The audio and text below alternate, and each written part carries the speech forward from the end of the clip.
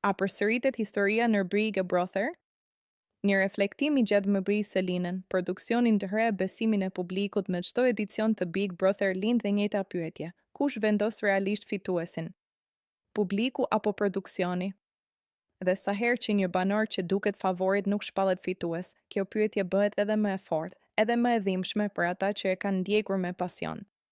Rasti i Selinës po perceptohet nga shumë njerëz si një déjà vu, një histori që e kemi parë më parë. Një rrugëtim i gjatë, emocione, përplasje, sakrifica brenda shtëpisë dhe në fund një rezultat që nuk përputhet me pritshmëritë e një pjese të madhe të publikut. Kjo krijon menjëherë një ndjesë zhgënjimi dhe dyshimi. Shumë fansa mendojnë se Selina ishte ndërtuar si një figurë e fortë, një personazh që ka kaluar sfida, që ka krijuar dinamika dhe që ka mbajtur peshë në rrjedhën e spektaklit.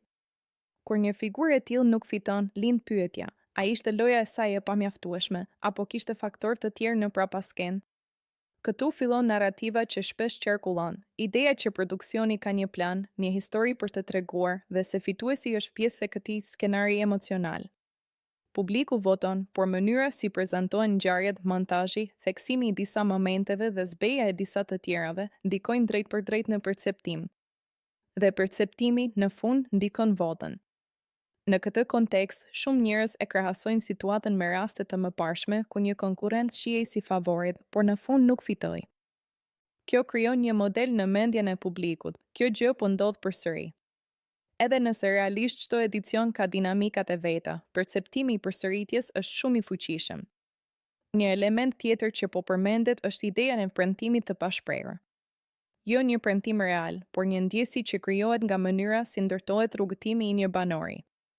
Kur një personazh paraqitet si protagonist për javë të tëra, publiku fillon ta shohë si fitues të mundshëm. Kur kjo nuk ndodh, ndjenja është sikur diçka u mor në momentin e fundit. Pastaj vjen reagimi emocional, zhgënjimi shndërrohet në dyshim dhe dyshimi në teori. Produksioni vendosi, ishte e planifikuar, u manipulua loja. Këto janë fraza që dëgjohen shpesh, jo vetëm në këtë rast, por pothuajse në çdo reality show të madh. Por duhet parë edhe një kënd tjetër. Big Brother është një format ku publiku është i madh dhe i larmishëm.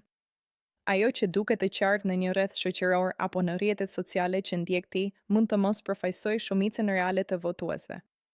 Ndonjëherë krijohet një flusk ku duket sikur të gjithë mbështesin një person, ndërsa jashtë asaj fluske situata është ndryshe. Kjo nuk e zben ndjesinë e padrejtësisë për ata që besonin te Selina. Përkundrazi, e bën më të fortë, sepse për ta rezultati nuk përputhet me realitetin që kam parë çdo ditë në ekran.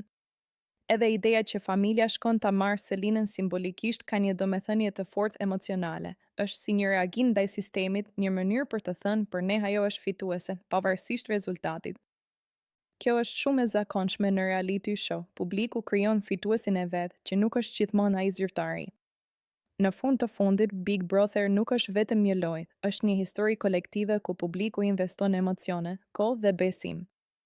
Dhe kur ky besim lëkundet, lindin pikpyetje të mëdha. A u përsërit historia? Për disa, po.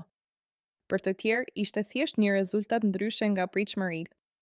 Por një gjë është e sigurt, sa herë që publiku fillon të dyshojë në drejtësinë e lojës, vetë formati vihet në provë. Sepse Big Brother jeton nga një gjë e vetme, besimi i njerëzve që votojnë.